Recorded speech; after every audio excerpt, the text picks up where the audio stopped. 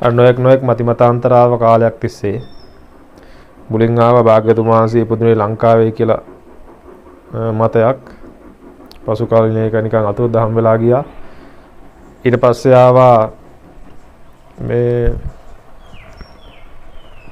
ආවා පෘථුවිය පැතලිය උත්තර දේශයේ මෙහෙ තියෙන මධ්‍ය දේශයේ මෙතනය කින්දමන්ද කතන්දර ගොඩක්. දැන් ඇවිල්ලා තියෙන සිමියුලේෂන් තියරි කියලා එකක් තියෙනවා. සිමියුලේෂන් තියරි කියන්නේ මේ යම් කිසි කෙනෙක් පිටිපස්සින් ඉඳගෙන කන්ට්‍රෝල් කරනවා මේ අපේ සිතුවිලි නෙවෙයි. මේ ක්‍රියාත්මක වීම අපි කරන එකක් නෙවෙයි. පිටිපස්සෙන් කෙනෙක් කරන ක්‍රියාත්මක කිරීමක් කියලා. ඔය හැම එකේම ගත යුත්තවන් තැන් තියෙනවා. ඒ සබ්ජෙක්ට් එකත් එක්ක කල්පනා කිරීමේදී ගොඩක් දේවල් කිවිය හැකි දේවල් හිතට එනවා. කෙසේ හෝ ඔබ අසෑරී කටුකුරුන්දේ ස්වාමීන් වහන්සේගේ අර බල්ලෙක් ඒ දණ්ඩුඩ බල්ලා කියලා උපමාව. උන්වහන්සේ කියනවා ඒ දණ්ඩුඩ යන බල්ලෙක් මෙහෙම බැලුවෙන් පස්සේ අපි අර මගේ මායා පොතේ හිටන් ලියලා තියෙන මේක බැලුවෙන් පස්සේ පේනවා ප්‍රතිබිම්බය. බල්ලට බල්ලගේ ප්‍රතිබිම්බය පේනවනේ. ඒක අරහා කාය සංකාර, වචී සංකාර සහ මනෝ සංකාර සකස් කරගන්නේ කොහොමද කියලා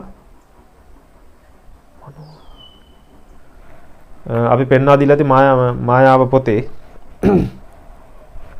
කෙසේ හෝ ප්‍රශ්නේ තියෙන්නේ දැන් බල්ලා ප්‍රතිබිම්බය දැකලා වතුරට පයින්නවනේ. වතුරේ ඉන්න බල්ලව හපන්න. එතකොට මොකක්ද වෙන්නේ? වතුර කැළතෙනවනේ. දැන් වතුරේ ඉන්න බල්ලා මොකද්ද වෙලා යන්නේ? බොඳ වෙලා යනවා, නැති වෙලා යනවා. දැන් මේ සජීවී බල්ලා මොකද්ද කරන්නේ? ළඟම තියෙන ගහක් යටට ගිහිල්ලා අර බල්ලා පිළිබඳ වෛරයෙන් යුතුව කල්පනා කරමින් සිටිනවා. දැන් මේ කල්පනා කරන අවස්ථාවේදී අර වතුරේ ඉන්න බල්ලා සිටීද? දැන් ඔය කියවර දේශනාවකදී මගේ මොකක් හරි උදාහරණයක් මම ගෙනාවා. ඔබ කොළඹ ඉඳලා යනවා නුවර වැඩට. හරි නුවර ඉඳගෙන කොළඹ වැඩට ගිහිල්ලා ඉවරලා නුවර ගෙදර ගැන කල්පනා කරනවා රැකියා ස්ථානයේ සිට. එතකොට නුවර ගෙදරම වෙන්නේ කොළඹ රැකියා ස්ථානය තුලදී මිසක් නුවරදී නෙවෙයි. ඔබට වෙන්නේ නුවර ගෙදර නොවේය. නුවර ගෙදර ඡායාවක් ඩුප්ලිකේට් එකක් කොළඹ රැකියා ස්ථානයේදී. එතකොට නුවර ගෙදර නැද්ද? මේ අවස්ථාවේදී නුවර ගෙදර නැද්ද? කොටිම කියනවා නම් භෞතිකය එතකොට නැද්ද? මම ඔබට කියා ඇති මගේ අර මේ ඕස්ට්‍රේලියාවේ යාළුවෙක් කර ජාන් කියලා මේ එයා මගෙන් අහපු ප්‍රශ්නයක්.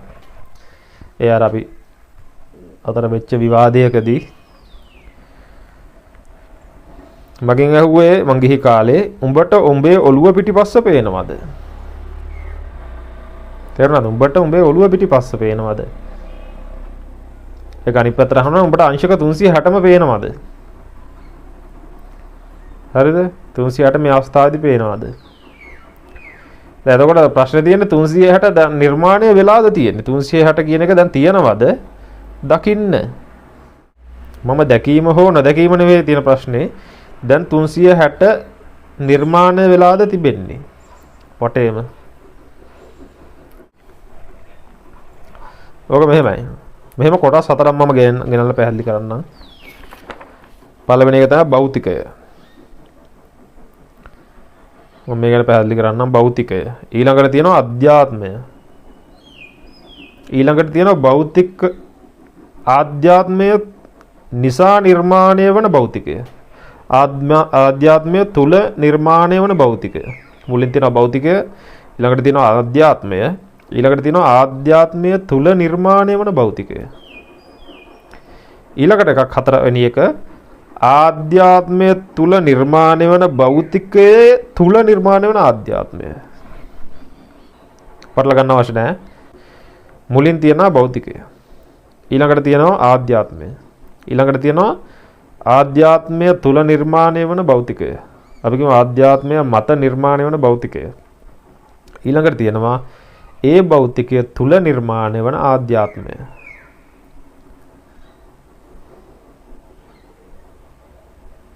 කෙනෙක්ට පැටලෙන්න පුළුවන් මොකද්ද මේ කියන හරුපේ කියලා පැහැදිලි කරලා දෙන්නම්. මේ මූලිකම භෞතිකය කියලා කියන්නේ මොකද්ද? මොළය සහ කය. මූලිකම භෞතිකය කියන්නේ මොළය සහ කය.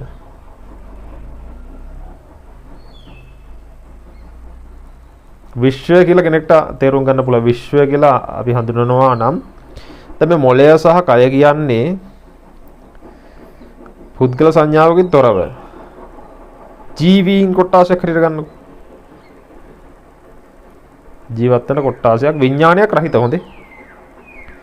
විඥානය නේ මෙතන ගලපන්නේ. විඥානය රහිතව. එතකොට විඥානය රහිත ගසකොළ ඝන සියලුම දේ, ද්‍රව සියලුම දේ, වායු සියලුම දේ, පඨවි ආපෝ තේජෝ වායෝ වල නිර්මාණය වෙච්ච සියලුම දේ. භෞතිකය. හරිද? ඊළඟට දෙවෙනි එක කිව්වේ මොකද්ද? ආධ්‍යාත්මය. මේ මොකද්ද මේ කියන්නේ? ගති පුරුදු. ගති පුරුදු කියන්නේ මේව හිතන්නකො. පැණි රස දෙයට ආස වීම. තිත්ත රස දෙයට අකමැති වීම. ඊටත් ගැඹුරින් හිතුවත් එම ඔබ හිතන දැන් ඉයර්ෆෝන් එකක් කනේ දාගෙන ඉන්න කියලා. ඉයර්ෆෝන් එකක් කනේ දමාගෙන ඔබ සිටිනවා. ඒක අපි දැම්මොත් එහෙම 8D වගේ ඔඩියෝ එකක් අපි අහනවා කියලා හිතන්නකො. එතකොට අහනකොට ඒ ශබ්දය ඇහෙන්නේ ඉස්සරහින් නම් ඔබට ඒ ශබ්දය ඉස්සරහින් ඇහෙනවා. ඒක ඔබ හිතලා කරන දෙයක් නෙවෙයි. මේ පැත්තෙන් නම් ශබ්දය ඇසෙන්නේ ඔබට ඒක මේ පැත්තෙන් ඇසෙනවා. ඉයර්ෆෝන් එක දාගෙන ඉන්නකොට මම මේ කියන උදාහරණයක්. මේ පැත්තෙන් ඇහෙනකොට මේ පැත්තෙන් ඇහෙනවා. දැන් 10 දිනෙකට දීලා 10 දිනෙකට අහන්න කිව්වොත් එහෙම 10 දිනාටම ඇහෙන්නේ මේ පැත්තෙන් තමයි. මොනවද ගති කියන්නේ හොඳේ. එතකොට වෙන විදියකට කිව්වොත් එහෙම අපි හිතමු මේ කියන්න උත්සාහ කරන්නේ මම මොකක්ද දන්නවද? දිට්ඨි සුත මුත විඤ්ඤාත කියලා හතරේ තුල තියෙනවා රූප ශබ්ද ගන්ධ රස පොට්ටබ්බ ධම්ම. හරිද? ඔන්න ඔය 6 දිට්ඨි සුත මුත විඤ්ඤාත හතරට දාමු වර්ග කරමුකෝ. එතනින්ම වැටහෙන මට්ටම තියෙන්නේ. දිට්ඨි සුත මුත විඤ්ඤාත මට්ටම පමණක්. පුද්ගල සංඥාවකින් තොරව. අන්නේ මට්ටම තමයි ආධ්‍යාත්මය කියලා මේ දෙවනි ආධ්‍යාත්මය හැටි දෙවනි තන හිමිවන ආධ්‍යාත්මය හැටියට මම හඳුන්වලා දෙන්නේ. ඊළඟට තුන්වෙනි එක මොකද්ද මම කියුවේ? ආධ්‍යාත්මයේ නිර්මාණය වන භෞතිකය. මොකද්ද මේ?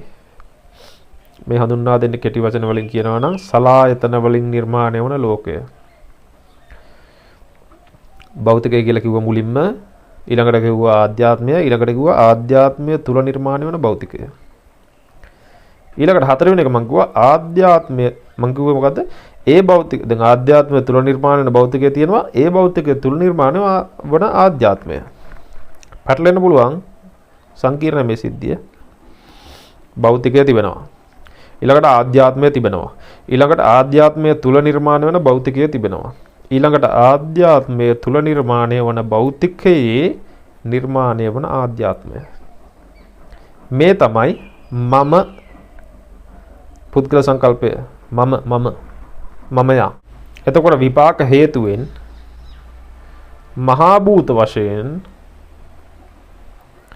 හට ගන්නවා පළවෙනි දෙක. මොකද්ද? භෞතිකය සහ ආධ්‍යාත්මය.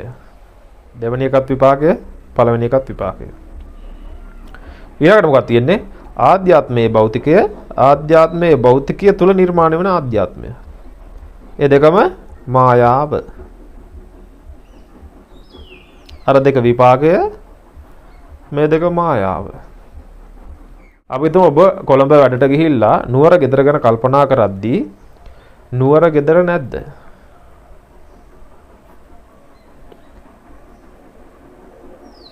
නුවර ගෙදර සකස් වන්නේ කොළඹදීද? එතකොට මොකක්ද දන්නවද එතන අවුල තියෙන්නේ? මේ මුල් දෙක භෞතිකය සහ ආධ්‍යාත්මය කියන දෙක හඳුනා නොගෙන ආධ්‍යාත්මයේ භෞතිකය සහ ආධ්‍යාත්මය තුල භෞතිකයේ නිර්මාණය වන දෙවනි ආධ්‍යාත්මය. දැන් මම කියනකොට අර හතර මම පැහැදිලි කරන්නේ භෞතිකය ආධ්‍යාත්මය ඔය දෙක ඇවිල්ලා භෞතිකයේ එක ආධ්‍යාත්මයේ එක. ඊළඟට සකස් වෙන ආධ්‍යාත්මය තුල සකස් වෙන භෞතිකය තියෙනවනේ. ඔක තමයි භෞතිකයේ දෙකේ ගුණය කියලා හිතන්නකො. ඊළඟට භෞතිකයේ ඩුප්ලිකේට් එකක්. ඩුප්ලිකේට් දෙකේ ගුණාකාරයක්. ඊළඟට මොකක්ද සකස් වෙන්නේ? ඒ භෞතිකයේ තුල සකස් වෙනවා ඊළඟ ආධ්‍යාත්මය. ඒක ඇවිල්ලා ආධ්‍යාත්මය දෙක කියලා තේරුම් ගන්න. එතකොට මේ ආධ්‍යාත්මය දෙක සහ භෞතිකයේ දෙක කියන දෙක තුලින් ගැලවීම තමයි අපි කළ යුත්තේ. එතකොට හතරම පටලවගෙන හතරෙන්ම ගැලවෙන්නේ අනේක තමයි මිනිස්සු කරන්නේ. මොකද්ද මේකට හේතුව? බුද්ධ දර්ශනය හරියට අවබෝධ කරගෙන නැත. කුමක්ද මේ කියලා තියෙන හරුපය කියලා. දැන් නුවර ගෙදර නැද්ද? නුවර ගෙදර කියලා සංඥාව සකස් වෙන්නේ කොතනද කියලා මුලින් බලන්න. පළවෙනිට තියෙනවා භෞතිකය. ඊළඟට තියෙනවා ආධ්‍යාත්මය. මේ ආධ්‍යාත්මයේ භෞතිකය කියන්නේ මොකද්ද? විපාක නිසා සකස් මහා භූත ස්වභාවයන්. ඒක මම කියන පුද්ගලයාට ප්‍රකට වන්නේ නැත කිසිම අවස්ථාවක. හරිද? කිසිම අවස්ථාවක දැන් මේ මට්ටමේ ඉඳන් මම කියන්නේ මේ භෞතිකය මේ පුද්ගලයාට ප්‍රකට වන්නේ නැහැ කිසිම අවස්ථාවකට මම කියන පුද්ගලයාට. මේ හතරවෙනි ලෙවල් එකේ ඉන්න පුද්ගලයාට. මම යට. හොඳද? එතකොට එතන ඉඳගෙන කල්පනා කරන්න ගියාම තමයි මේ අවුල සෙට් වෙන්නේ. එහෙනම් නුවර ගෙදර කියන එක සකස් වන්නේ තුන්වෙනි අවස්ථාවේදී. ආධ්‍යාත්මය නිසා සකස් වෙන භෞතිකය තමයි නුවර ගෙදර කියන සංකල්පය තියෙන්නේ. නමුත් මොකද මහා භූත වශයෙන් තියෙන නුවර ගෙදර තියෙන්නේ. ඒක එතන තියෙනවද නැද්ද? ඒක එතන තියෙනවා. මම මේ කියන්නේ ලෝකයේ නිට්ටයයිවත් කතන්දරයක් නෙවෙයි හොඳේ. මම කියන්නේ මේ දෙක කොටස්ව වෙන් කරගන්න. නුවර ගෙදර තියෙනවනේ. නුවර ගෙදර භෞතික ගෙදර ඒක තිබෙනවා. ඔබගේ සංකල්පනා තුල තියෙන නුවර ගෙදර තියෙනවනේ. ඒක නෑ. හරිද? ඒක තියෙන්නේ දැන් කොළඹ. එතකොට පළවෙනි භෞතිකය දෙවෙනි ආධ්‍යාත්මය දෙකම ප්‍රකට වන්නේ 3 සහ 4න් ගැලවුණ කෙනාට. එතකොට ප්‍රශ්නයක් එනවා. 4වෙනි තැන තමයි මම ඉන්නේ. 3වෙනි තැන තමයි සලායතන ලෝකයේ තියෙන්නේ. ඔය දෙකෙන් ගැලවුණාම ප්‍රකට වන්නේ කොහොමද? භෞතික සහ අධ්‍යාත්මය. මේක ප්‍රකට වන මේ දෙක, ඒ කියන්නේ භෞතිකය කියලා මුලින් කිව්වා මොළය සහ කය. විපාක මට්ටම්. ආධ්‍යාත්මය කියලා කියන්නේ ගති සහ පුරුදු. මෙන්න මේ දෙක දිට්ටි සුත මුත විඤ්ඤාත කියන හතර ආකාරයෙන්ම ඔබට ප්‍රකට වන අවස්ථා දෙකක් තිබෙනවා පුද්ගලයාට. එකක් තමයි මරණාසන්න මොහොතේදී විඤ්ඤාණය නිරුද්ධ වෙන්න ඔන්න මෙන්න තියෙන අවස්ථාවක. හොඳද? එතනදිත් ඔබට අවබෝධ වෙන්න නම් ඔබට මහා සිහියක් තිබිය යුතුයි. ඊටාම දැඩි සතියක් තිබිය යුතුයි. එහෙම නැත්නම් ආර්ය ඵලයේදී. ආර්ය ඵලයේදී ආර්ය මාර්ගෙනේ ආර්ය ඵලයේදී. එතකොට ආර්ය ඵලයේදී ඔබට කොයි ආකාරයෙන්ද වැටහෙන්නේ? දිට්ටි සුත මුත විඤ්ඤාත හතර ආකාරයෙන්ම ඔබට වැටහෙනවා. මොකද්ද මේ භෞතිකය සහ ආධ්‍යාත්මය කියන්නේ අංක 1 සහ 2 මොකද්ද කියලා. එතකොට පුද්ගලෙක් කිව්වොත් දැනුමෙන්ද වැටහෙන්නේ අවබෝධයෙන්ද වැටහෙන්නේ? හරිද? ඇහැට පේනවද? මනසට අවබෝධ වෙනවද? එතකොට මම අහනවා මේ දැන් ඔබ ඉස්සරහා තියෙන peer ගහ කොස්ස ඇඳ පුටුව මේසය ඔබට ඇහැට පේනවද? දැනුමෙන් අවබෝධ වෙනවද? මේ දැන් තියෙන peer ගහ කොස් ගහ අඹ ගහ පුටුව ඔබට අවබෝධ වෙනවා නම් පෙනෙන්නේ නැතුව අවබෝධයක් විතරක් වෙනවා නම් එහෙනම් අර වෙලෙ ඔබට අවබෝධය තමයි වෙන්නේ. ආර්ය ඵලයේදී ඔබට සිද්ධ වන්නේ අවබෝධය. එහෙම නැතුව දැන් ඔබට මේ peer ගස පේනවා නම් මේ පුටුව පේනවා නම් එතනදී ඔබට භෞතිකය පේනවා ආධ්‍යාත්මය පේනවා. මොකද කෙනෙක් ධර්ම මාර්ගයේ පොඩ්ඩක් ඉගෙන ගත්තයින් පස්සේ මේ හැමදේම පේන්නේ නැත. මේක සිද්ධියක් පේන්නේ නැත. මේක හැමදේම මට අතීත සටහන් වලින් මැවෙනවාය. කතන්දර ගොඩක් මවා ගන්න ඕනේ. ඒ කියන්නේ ඒගොල්ලොත් එක්ක සාමාන්‍ය කතාවක් කතා කරන්න බෑ. සාමාන්‍ය එදිනෙදා කතාවක් කතා කරන්න බෑ. එහෙම හිතෙනවද? ඒක ඔබටනේ හිතෙන්නේ මට හිතෙන්නේ නෑනේ. ඒ කියන්නේ මං ගැන මෙහෙම හිතනවාද? ඒක මම නෙවෙයි ඔබ කරගන්න වැඩක් කියලා රඹුතු කට්ටිය ඉන්නවනේ. ඒගොල්ලන්ට තමයි මේ උත්තර දුන්නේ. ඔබට මේ peer ගහ පේන්නේ නැත්නම් දැන් ඇහැට. දැන් මට මේ peer ගහ ඇහැට පේනවා දැන් මේ අවස්ථාවේ. හොඳද? එතකොට පුද්ගලයාට ඇහැට පේන්නේ නැතුව මේ අතීත අනාගත වර්තමාන අතීත අනාගත මේ අතීත මතකයන් දැනුම සම්භාරයක් අනාගත උපකල්පනයන් සමග මේ වර්තමාන මොහොත සකස් වෙනවා කියලා හිතනවා නම් එහෙනම් ඌට අතනදී සකස් වන්නේ අන්න ඒ වගේ අවබෝධයක් තමයි ලැබෙන්නේ. මෙතනදී පෙරගහ පේනම නම් ඌට එතනදිත් භෞතිකය සහ අධ්‍යාත්මය පේනවා. හොඳද? මම දැන් කිව්වනේ මෙතන මට පෙරගහ පේනවා කියලා. ගැඹුරෙන් අපි කතා කරන්න ගත්තොත් මට කියන්න පුළුවන්. ඒ කියන්නේ ඔබට පෙරගහ පේනවා කියලා කියන්න බැරි තත්වයකට ඔබගේ ධර්ම මාමත්වයක් මොකක් හරියක් ඇවිල්ලා නම් අන්න එකේ පරිස්සම් විය යුතුයි. දැන් මම කියනවා නම් මට පෙරගහ පේනවා කියලා. ඉතින් ඔබ ගැන කවර කතාවද කියන්නේ? හරිද? ඒක නිසා කතා කරන්න ඕන තැන කතා කරන්න ඕන යුතු මට්ටමින්. අනිත් එක මේ කියන්න ඕන බැරි වුණ දෙයක් තමයි භෞතිකය කියලා මම හඳුන්වා දුන්න එක නියතයක්. ඒක අනිවාර්ය ඒක අනියතයක් කියන්නේ ඒක අනිවාර්යෙන් සිද්ධ වෙන දෙයක්. මේ ආධ්‍යාත්මය දෙවෙනියට මම හඳුන්වා දුන්න ඒක නියතයක්. ඊට පස්සේ තුන්වෙනියට හඳුන්වා දුන්න ආත්මාත්මය තුල නිර්මාණය වන භෞතිකය නියතයක්. හතරවෙනි එකත් නියතයක්. මේ නියත හතරක්. මේ නියත හතරෙන් ගැලවෙන ආකාරය ඔක්කොම කතන්දර කියලා දෙන්න පුළුවන් පොඩ්ඩක් ඉන්න. එතකොට බල්ලා විසින් මවාගත්ත බල්ලා පෙනින් එතන නැත. හරි කතාව හරි. නමුත් ප්‍රතිබිම්බය නියතයක්. තේරෙනවද? බල්ලා නැවත බලන්න ගියොත් එතන ආයි බල්ලා සටහන් වෙන එක සටහන් වනවාම තමයි.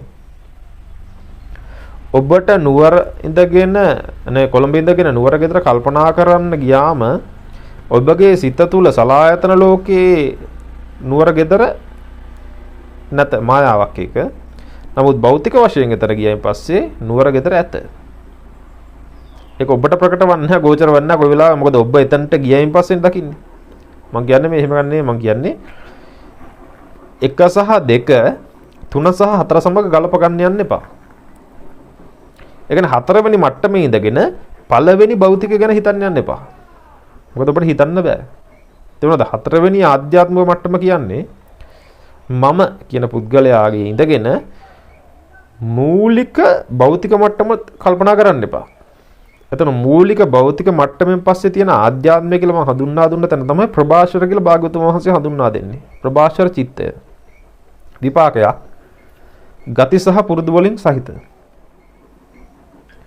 ද කර්ම විශේෂෙහි භෞතිකය කියන නියතයක් මම කිව්වනේ. ඊට පස්සේ ඊළඟ ආධ්‍යාත්මය තියෙන්නේ දෙවෙනි ආධ්‍යාත්මය හැටියට හඳුන්වා දුන්න එක. ඒක ඇවිල්ලා නාම රූප පත්‍ය විඥාන විඥාන පත්‍ය නාම රූප කියන අන්‍යමන්‍ය ප්‍රත්‍යතාවය නොදැනීම නිසා ගිය භවයේ ඔබසායති අර භාග්‍යවතුන් වහන්සේ කියන්නේ ආනන්ද විඥානය නාම රූපයක බැසගත්තොත් ඒ කලලයට කුමක් නොබැස්සොත් කලලයට කුමක් වේද? කලලිය විනාශ වෙනවා. නාම රූපේ විඥානයක නොබැස්සොත් මොකක් වේද? කලලිය විනාශ වෙනවා. එතකොට මේ කියන්නේ ඒ කලලය විනාශ නොවිච්ච නැති කලලය ගැන තමයි මේ කියන්නේ දෙවණිය කියන අධ්‍යාත්මය. මොකද ඊළඟට ආධ්‍යාත්මය අවිද්‍යාව හේතුවෙන් හඳුනා ගන්නා භෞතිකය. ආධ්‍යාත්මය ගති පුරුදු නිසා ඒ නියතනේ සියල්ල හතරම නියත. ඒ නිසා හට ගන්නවනේ සලායතන. ඇයි ඒ සලායතන හටගන්නේ? අන්‍යමන ප්‍රත්‍යතාවය. නොදැන තමයි මෙතන කලලය හටගත්තේ. දැන් මේ අවිද්‍යාව මත තමයි මේ කලලය මේ පවතිගෙන යන්නේ. එතකොට මොකද්ද වෙන්නේ? අවිද්‍යාව පත්‍ය සංකාර පත්‍ය විඥාන පත්‍ය නාම රූප. නාම රූප පත්‍ය විඥාන. සලායතන පස්ස පත්‍ය වේදනා පත්‍ය පටිච්චසමුප්පාද කතන්දරෙම සිද්ධ වෙනවා. එතකොට මේක මොකද්ද? සලායතන හරහාම වෙන ලෝකය. මේකත් නියතයක්. ඊට පස්සේ ඊළඟ ආධ්‍යාත්මිකව සලායතන හරහා මැවෙන ලෝකේ හඳුනා ගන්නා පුද්ගලයා. නියතයක්. මමයා. එතකොට මේක බැලුවොත් එහෙම ආපහු භෞතිකය සහ අධ්‍යාත්මය මොළය කය ගති පුරුදු මේ තුල පුද්ගල සංඥාව බිඳුවයි 0.0යි පුද්ගල සංඥාවක් නැත. මේ ප්‍රභාෂරයි මේ හරිය. හොඳද? නමුත් ප්‍රභාෂර විදම් බික්කවේ චිත්තං තංචකෝ ආගන්තුකෝ උපකලිසේ උපලිට්ටා. හරිද? එතකොට මේ භෞතිකය කියලා හඳුන්වා දෙන්නේ මොළය සහ කය කියන්නේ වෙසල් එකක්. වෙසල් එක කියන්නේ මොකද්ද මේ? රොබෝ කෙනෙක් වගේ කියලා හිතන්න. ඒ තුල ආධ්‍යාත්මය සෙට් වුණාන් පස්සේ තමයි මේ ඊතුරු දෙකත් මේ භවයේදී අනිවාර්යයෙන්ම හටගන්නේ. මොකද ඒකයි මම නියතක් කියලා හඳුන්වා දෙන්නේ. එතකොට මේ පළවෙනි කොටස් දෙක තුල පුද්ගල සංකල්පය බිඳුවයි. දෙවනි කොටස් දෙක තුල පුද්ගල සංකල්පය 0.01 හෝ අල්ප මාත්‍ර වශයෙන් හෝ තියෙනවා. අර ගිය දේශනාවේ කිව්වා වගේ මාන උද්දච්ච අවිද්‍යාව කියන කොටස අවසන් වෙනකම් මානයේ තියෙන තැන මැනීම අස්මිමානය කියන එක තියෙනවා නම් අස්මිමානයේ තියෙන තැන අල්ප වශයෙන් හෝ පුද්ගල සංඥාව තිබෙනවාමය. එතකොට ඒ මත පුද්ගලයා තවමත් සිටිනවාමය. මේ අවසාන දෙකේ 3 4 කියන දෙකේ. එතකොට පුද්ගලයෙක් මේ පුද්ගල සංඥාව ගැන මමයා ගැන කල්පනා කරන්න ගිහිල්ලා සලායතන ලෝකය කියන එක අවබෝධ කරගෙන මේ දෙක අතර තිබෙන අන්‍යෝන්‍ය සම්බන්ධතාවයේ තේරුම් ගන්නා තැනදී ඔහු අහෝසි කරනවා කොටස් තුනක්. මොනවද? මේකට තමයි කියන්නේ කෙලස් පරිනිර්වාණය, එහෙම නැත්නම් සෝපාදිශේෂ පරිනිර්වාණය. මම මේ කියන අරහත් ඵලය ගැන. හොඳේ. රාග, ద్వේෂ, මෝහ. රාග, දෝෂ, මෝහ කියන තැන අවසන් වෙනවා නම් රාගක්ඛයෝ නිබ්බාන, දෝසක්ඛයෝ නිබ්බාන, මෝහක්ඛයෝ නිබ්බාන. දැන් මොකද උනේ? සෝපාදිශේෂ පරිනිර්වාණය. සෝපාදිශේෂ පරිනිර්වාණය යම් තැනක වුණා නම් එතෙන් පටන් ක්‍රියාත්මක වන්නේ මොකද්ද? භෞතිකය සහ අභ්‍යන්තරය. දැන් ප්‍රභාස්වරය. හොඳේ. ප්‍රභාස්වරය කියන්නේ පුද්ගල සංකල්පය බිඳුවයි ගති පුරුදු ක්‍රියාත්මක වනවා. මොළය සහ කය ක්‍රියාත්මක වනවා. මොළය සහ කයට පරිබාහිරව තමයි ගති පුරුදු ක්‍රියාත්මක වන්නේ. ඒ ක්‍රියාත්මක වීම සඳහා අපපතිට්ඨිත විඥාණය ක්‍රියාත්මක වනවා. ඒ කියන්නේ මෙහෙම තේරුම් ගන්න. හොතේ. දැන් භෞතිකය සහ අභ්‍යන්තරය පිළිබඳ මම කියවනේ මුලින්ම විඥාණය රහිත කියලා. විඥාණය රහිත තමයි ගති පුරුදු කියන එක සිද්ධ වන්නේ කියලා. ඔබ හිතන්න අවසාන චුතිසිතේදී නාම රූප පච්චයා විඥාන. අවසාන නාම රූපය ඵලය වෙනවා ඊළඟ හේතුව සකස් කිරීමට. හරිද? එතකොට ඒ නාම රූපේ උපාදාන කොටස තමයි ඊළඟ භවයට හේතුව වන්නේ. එතකොට ඒ හේතුව මත සකස් වෙනවා විඥානය කියන ඵලය. ඒ විඥානය කියන ඵලය නියතයක්. ඒක හට ගැනීම නියතයක්. අනිවාර්යයෙන්ම හට ගන්නවාමය. ඒක සත්‍ය දැකලා නැති කෙනෙක්ගේ. ඒ හට ගන්නවාමය කියන එක නිසා තමයි විඥාණය නෙවෙයි. හොඳේ. විඥාණය හට ගැනීම කියන ක්‍රියාව. මම කියන්නේ විඥාණය නෙවෙයි මම කියන්නේ. වෙන්කර හඳුනා ගැනීමේ හැකියාව ඔබට ලැබෙන. බුද්ධෝත්පාදකයර කියන්නේ අස කන නාසය අට තැනක උප්පත්තියෙන් තියෙනවනේ මේක අවබෝධ කරගන්න බැරි. ඒ හැර උප්පත්තියක් තියෙනවනේ පරිපූර්ණ වූ පුද්ගල පරිපූර්ණ වූ පුද්ගලයෙක්ට පුළුවන් මේක තේරුම් ගන්න. අන්නේ පුද්ගලයාට ලැබෙන තෑග්ගක් තමයි තෑග්ගත් අවාසනාවත් දෙකම එකම තමයි. ඒක තමයි විඥානයක හට ගැනීමට සුදුසු පසුබිම. එතකොට ගති පුරුදු කියන එක තුල විඥානය නැත. නමුත් විඥානය එතන හට ගන්නවාමය. හරිද? ඒ විඥානය තමයි කිලිටික් කරගෙන යන්නේ සේරම. දැන් සත්‍ය දැක්කයින් පස්සේ ඒ ගති පුරුදු මේන්ටේන් කිරීම සඳහා අපපතිට්ඨිත විඥානයක් ක්‍රියාත්මක වෙනවා. මේ අපපතිට්ඨිත විඥානය කියන එක විඥානය නෙවෙයි. මම ගියවර දේශනාවේ ඒක ගැන පොඩ්ඩක් පැහැදිලි කරානේ. පිහිටන්නේ නැත මේ විඥානය. විඥානික ක්‍රියාවලියක් කර උනද අපපතිට්ඨිතයි. එතකොට පුද්ගලයා තේරුම් ගත වෙන පුද්ගලයා පැහැදිලි කරගත්ත යුත්තේ මේ කොටස් හතර මොකද්ද? කොටස් හතරෙන් අපි ගැලවෙන්න ඕන මොන කොටස් දෙකකින්ද? දැන් හිතන්නකො කෙලෙස් පරිනිර්වාණය වෙනවා. රාගය දුරු වෙනවා, දෝෂය දුරු වෙනවා, මෝහය දුරු වෙනවා, සෝපාදිශේෂ පරිනිර්වාණයට පුද්ගලයා පැමිණෙනවා. දැන් මොකද්ද පවතින්නේ? කය මොළය පවතිනවා. ගති පුරුදු පවතිනවා.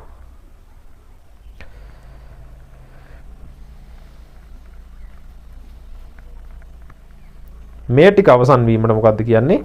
අනුපාදිශේෂ පරිනිර්වාණය. ස්කන්ධ පරිනිර්වාණය කියලා කියනවා. දැන් පුද්ගලයා රහත් මාර්ගයට ඵලයට රහත් ඵලයටපත් වුණා කියලා ශරීරයත් එතනදී අතුරුදහන් වෙලා යනවා නම් එහෙනම් පුද්ගලයා මේ 1 2 3 4 කියලා මම කොටස් හතරක් හඳුන්වලා දුන්නා. ඒ හතර කරකව හිටියට ප්‍රශ්නයක් නැහැ. මොකද හතරවෙනි කියන මට පුළුවන් වෙන්න ඕන පළවෙනි කියන භෞතිකය ගැන අවබෝධ කරන්න. නමුත් එහෙම කරන්න බෑ. ඒකයි රහත් වුණා කියලා ශරීරය අවසන් මේ නොපෙනී මොකක් මේ ඩිසිපියර් වෙන්නේ නැහනේ. ශරීරය පවතිනවා. ඒ තමයි 1 සහ 2. 3 සහ 4ට තමයි ඔබ බෙහෙත් කරන්න ඕන. සලායතන මම.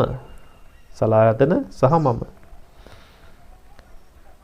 අන්න ඒකයි අර යාළුවා මගෙන් අහද්දී උඹට ඔළුව පිටිපස්ස පේනවද? මට ඔළුව පිටිපස්ස පේනවද? ඔළුව පිටිපස්ස සකස් වෙලාද තියෙනවා. එතකොට එයා අහන්නේ ආධ්‍යාත්මිකය තුල නිර්මාණය වන භෞතිකය ගැනද ඔළුව පිටිපස්සේ තිබෙනවා කියලා නැත්නම් එයා අහන්නේ භෞතිකය පිටිපස්සේ තිබෙන මට පේනවද කියලා. එතකොට ප්‍රශ්නය වැරදි. ප්‍රශ්නය වැරදි ඇයි? ප්‍රශ්නය අසන්නේ වැරදි මතයක සිට. එතකොට භාග්‍යවතුන් වහන්සේගේ සමහර ප්‍රශ්න අහනකොට භාග්‍යවතුන් වහන්සේ ඉෂ්ප් දෙනවනේ. ඒකෙන් උත්තර දීලා වැඩක් නැහැ. නැත්තම් නිවැරදි කරනවා. ප්‍රශ්නය වැරදි. ඔබ නෙවෙයි අහන්න ඕන ඔබ. ඒක තමයි පුද්ගලයා ඔබ කල යුත්තේ මොකක්ද දන්නවද? ගැලවෙන්න ඕන මොකෙන්ද? නැතුව මේ ඔක්කොම රටපටලව ගන්න අවශ්‍යතාවයක් නැහැ. ගැලවෙන්න ඕන මොකෙන්ද? ඒ අවශ්‍ය තැනින් විතරක් ගැලවෙන්න. ඊට පස්සේ ඊටු ටික ඔක්කොම ඔබට මම ඒකයි කිව්වේ මේ භෞතිකය සහ ආධ්‍යාත්මය කියන මූලික කොටස් දෙක ඔබට දිට්ඨි සුත මුත ආකාරයෙන්ම විඤ්ඤාත ආකාර හතරෙන්ම ඔබට සක්සුදක්සේ පැහැදිලි වෙන අවස්ථා දෙකකදී එකක් මරණයේදී එකක් මේ මරණයේදී සිහියෙන් හිටියව විතරයි නැත්නම් තේරෙන්නේ නැහැ විනියට. නැත්නම් ආර්ය ඵලයේදී. ඒක නිසා මේ දෙක දැක ගන්නට හැකියාව ලැබෙනවා. ඒ නිසා බොහෝ දුරට මේ දෙක දැක ගන්න ඕන නැත්නම් තේරුම් ගන්න බෑ. එතකොට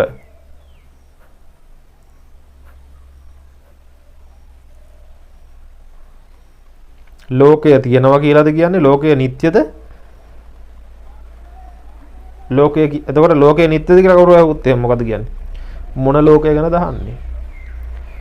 භෞතිකයද? ආධ්‍යාත්මය තුල නිර්මාණය වන භෞතිකයද? සලායතන ලෝකයේද? නැත්නම් භෞතික ලෝකයේද? භෞතික ලෝකය නිට්ටයයි හෝ අනිත්‍යයි කියන්නට සලායතන ලෝකයේ ඉඳගෙන බෑ කෙනෙක්ට. සලායතන ලෝකයේ ආධ්‍යාත්මික සලායතන ලෝකයේ ඉඳගෙන කෙනෙක්ට කියන්න අවසර නැත. මොකද ඔහුට ප්‍රකට වන්නේ නැති තැන. ආර්යයන් වහන්සේට කියන්න පුළුවන්. හැබැයි කියන්නේ කාටද? කියන්නේ ආර්යයන් වහන්සේ කෙනෙක්ට නම් කිසි ප්‍රශ්නයක් නැහැ. කියන්න අවශ්‍යතාවයක්වත් නැහැ. හැබැයි කියන්නේ ආර්යයන් ඕන කෙනෙක් නම් එයාට ඒක ප්‍රකට වන්නේ නැහැ. ඒතකොට එයා තේරුම් ගන්න මේ වැරදි තැනකි. තේරුණාද? ඒක නිසා ඒක කියන්න අවශ්‍යතාවයක්වත් නැත.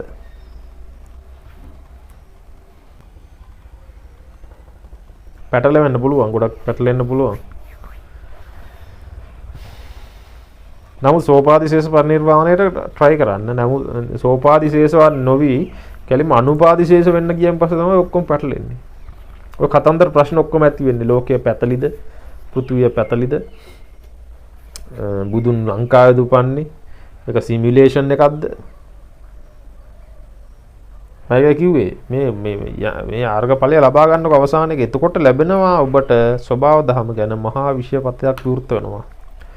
ඒක දැනට විවෘත වුණත් ඔබට ඒක ප්‍රකට වන්නේ නැහැ. මන්ද ඔබට ඒ දැනුම් පරාසය නැති නිසා. ඒ සිහිය නැති නිසා තේරුම් ගැනීම සඳහා. දැන් ඔබ හුස්ම ගන්නවනේ. ඔබ හුස්ම ගන්නවා කියලා කල්පනා කරනකොට ඔබ හුස්ම ගන්නවනේ. හරිද? කල්පනා නොකරන අවස්ථාවලට හුස්ම ගන්නවද නැද්ද? ආශ්වාස ප්‍රාශ්වාස ඔක්සිජන් ශරීරයට ලැබෙනවාද නැද්ද? ඔබ හුස්ම සිහියෙන් නැතුව ඉන්න වෙලාවට.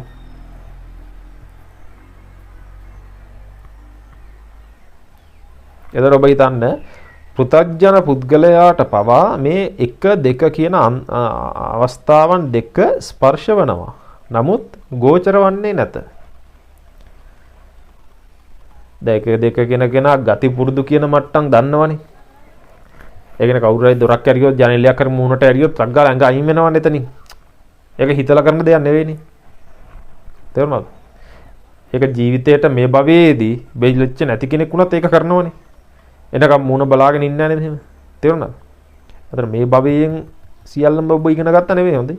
පෙර භවයෙන් ගති පුරුදු අරගෙන ඇවිල්ලා තියෙන්නේ. පෙර භවය කියනකොට පෙර ජීවිතය ගන්න පුළුවන්, කලින් ක්ෂණය ගන්න, චිත්තක්ෂණය ගන්න පුළුවන්. හොඳ ඕන දෙය ආකාරයෙන්ම එකම සිද්ධියක් තමයි කතා වෙන්නේ. මේ භවය කියනකොට මෙතන භවයේ හටගන්නේ ඇස කියලා ගන්නත් පුළුවන්, මේ භවයේ හටගන්නේ මේ ජීවිය කියලා හට ගන්නත් පුළුවන්. හොඳද? කොහෙන් කිව්වත් ගැලවෙන්න තැනක් නැහැ. ඔබට වරද්ද ගන්න තැනක් නැහැ. ඒක නිසා තේරුම් ගන්න මේ විෂය ඊටාම පුළුල්. හොඳද? ඔබ හිතන්නේ මේ ආලෝකය කියන්නේ මොකද්ද? ඒකට ආලෝකය කොහෙන්ද පතිතවන්නේ? මේ ආලෝකය කියන ශක්තිය නිසා තමයි මේ පැටලවීම සිද්ධ වන්නේ. හොඳද? චක්කුංජ පරිච්ඡ රූපේ චුප්ප චක්කු විඥාන කතන්දර හරි. නමුත් චක්කු ප්‍රසාදයට වර්ණ රූප සටහනක් පතිතවන්නේ කොහොමද? මොකක්ද ඒකට? ඕක එන්න ගැඹුරු විෂයපත් යන්න හොඳද? මම ඕක කිසිම වැඩක් නැහැ නිර්වාණයට. මම කියන්නේ ඊට පස්සේ කතන්දර ඕක. මොකද්ද මේ ආලෝකය එතකොට? අන්ධකාරයේ යම්කිසි සුන්දර වස්තුවක් දිහා බැලුවත් ඇලෙන්න විදියක් නැහැ. මොකද ස්පර්ශ ඔක්කොම අයින් කරන්නකො. චක්කු ප්‍රසාදයට රූප සටහන වැටුණත් ඇලෙන්න වර්ණයක් පේන්නේ නැත්නම්, හැඩයක් පේන්නේ නැත්නම්, එතන ප්‍රශ්නේ තියෙනවා ආලෝකය කියන ශක්තිය එතන නොමැති නිසා. එතන මොකද්ද මේ ආලෝකය කියන ශක්තිය? අත්තිබික්කවේ තදායතන යත්ත නේව පටවින ආපෝන තේජෝන වායෝ න ආකාසානං ඡායතන න විඥානං ඡායතන අර ඒක උච්චරෝන්නේ අත්තිබික්කවේ තදායතන න ආපෝන තේජෝන වායෝ ආපෝ තේජෝ වායෝ පටවි ආපෝ තේජෝ වායෝ නැති අත්තිබික්කවේ තදායතන යත්ත නේව පටවි න ආපෝ න තේජෝ න වායෝ. ඔබ හිතන්නේ මේ මට්ටමේ නිර්වාණය කියලා කියන්නේ ආපෝ තේජෝ වායෝ පටවි නැති. මේ කියන්නේ නිර්වාණය අනුපාදිශේෂ පරිනිර්වාණය. අනුපාදිශේෂ පරිනිර්වාණයේදී ඔබගේ කයත් මරණයටපත් වුණාන් පස්සේ ගති පුරුදුත් නැත, භෞතිකයක් නැත. එතකොට ආපෝත් නැත, පඨවිත් නැත, තේජෝත් නැත, වායුත් නැත, මුකුත් නැත. කතන්දර කිසිවක් ප්‍රකට වන්නේ නැතේ. 1 2 3 4. ඒ 4 3 4න් තමයි ඔබ ගැලවිය යුත්තේ. 1 2 පටලවා ගන්න යන්න එපා එතනට. 3 4 කියන්නේ මොකක්ද? 3 කියන්නේ ඔබට ප්‍රකට වන ලෝකය. 3 කියන්නේ මේ පොඩි ලෝකයක් කියලා හිතන්නකො. ඔබවට පේන ලෝකෙ මේ තියෙන මේ පේන ලෝකය, අර පේන ලෝකෙ. දැන් ඔබට මේ ටික පේනවනේ. ඔබට දර්ශනපතේ තියෙනවනේ. මේවා අල්ලන්න පුළුවන් මේවා. අල්ලන්න පුළුවන් දේවල්. ඒතකොට ස්පර්ශයට ඒකාරي දිට්ඨි සුත මුත විඤ්ඤාත ආකාරයෙන් ඔබට ප්‍රකට වන ඒරියා එක තියෙනවනේ මෙතන. ඒයින් පරිබාහිර සියල්ලම භෞතිකය කියලා හිතා ගන්න. ඒයින් පරිබාහිර සියල්ලම 1 සහ 2. එතකොට ඔබ ආයාසයෙන් යුතුව කරන ක්‍රියා තියෙනවනේ. ඒක තමයි 3. එකන පුද්ගලයා තමයි 3. නෙමෙයි 4. හොඳද? එතකොට ඒයින් පරිබාහිර යමක් කරනවා අන්න ඒක තමයි 2. හුස්ම ගන්නවා ඔබ නොදන්නා වෙලාවට. ඒක 2. එතකොට 1 ඔබට ප්‍රකට වන්නේ නැහැ, 2 ඔබට ප්‍රකට වන්නේ නැහැ. 3 සහ 4 ප්‍රකට වෙනවා. අන්න ඒවා තුල සිහියෙන් ඉන්න කියලා තමයි භාගතුන් වහන්සේ කියන්නේ සතර සතිපට්ඨාන සූත්‍රය. අන්න ඒවා ඒ තුල සිහියෙන් සිටිවව. අන්න එතකොට තේරෙනවා ඒවෙන් ගැලවෙන විදිය කොහොමද කියලා. එරසියු දනාටම තෙරුවන් සරණයි.